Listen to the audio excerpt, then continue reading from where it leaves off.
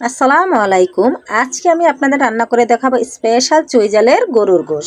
প্রথমে আমি চুইঝাল এবং গরুর গোশ নিয়ে নিলাম। এখানে 1 কেজির মতো গরুর গোশ। তারপর আমি গরুর গোশগুলো ধুয়ে নিলাম সুন্দর করে। এবার নিয়ে নিলাম আদা বাটা, জিরা বাটা, হলুদের গুঁড়া, মরিচের গুঁড়া, চুইঝাল এবং পেঁয়াজ কেটে নিলাম। এবার আমি পেঁয়াজগুলো প্রেসার কুকারে দিয়ে দিলাম।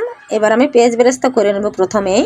তারপর আমি আদা বাটা, পেঁয়াজ বাটা, জিরা বাটা, রসুন বাটা সব একসাথে দিয়ে দিলাম। সাথে দিয়ে দিলাম গরম মশলা, এলাচ, দারুচিনি, দিয়ে দিলাম জিরা বাটা, মরিচের গুঁড়া, হলুদের গুঁড়া এবং কাঁচা জাল, 3-4টা কাঁচা জাল দিয়ে দিলাম। এবার দিয়ে দিলাম পরিমাণ মতো লবণ। এবার ভালোভাবে মশলার সাথে এবং পেঁয়াজ বেরেস্তার সাথে এগুলো মিশিয়ে নিলাম। এবার আমি দিয়ে দেব ধুয়ে রাখা মাংসগুলো। ভালোভাবে নেড়েচেড়ে নিলাম এবং খুব সুন্দর করে ভালোভাবে ব্রাউন কালার ভাবে কষিয়ে নিলাম।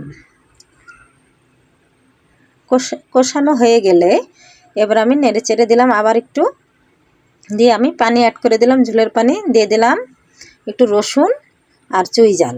এবার আমি একটু ঢেকে দিয়ে 3-4 ছিটি হয়ে গেলে আমি নামিয়ে নিলাম।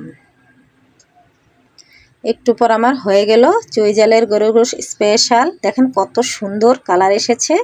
সবাই আমাকে লাইক শেয়ার করবেন। এবার আমি নিয়ে নিলাম আমার প্লেটে। দেখুন আমি খুবই সুস্বাদু করে চুইঝালের গরুর গোশ খেয়ে নেব। খুবই